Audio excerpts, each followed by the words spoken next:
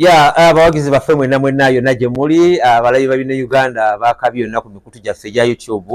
Nze Prince Nakibinge. Amanya Namugabi Florence aka Boss Lady. Hi, this is your girl Kandi Victoria. Nze Nalweyiso Moreen okuva mu Holy Images Films. Erinya nze Nabulya Janat. Amanya Charlese Luzinda, the man behind Akateebe. Kakati gono mulundi waliwo ekyakabi ate kigguse gye muli. Banaitwa Edris Holy Images. Tosubwa Akateebe.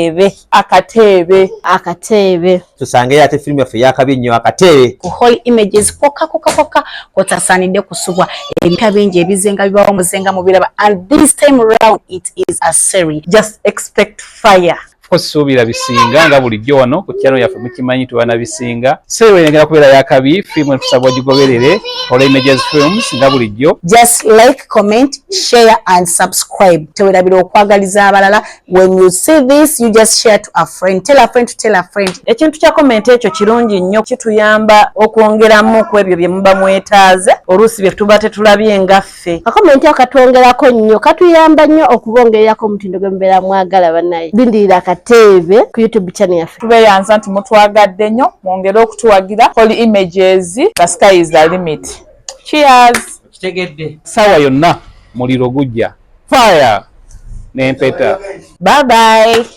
Enter a world where the sky's the limit.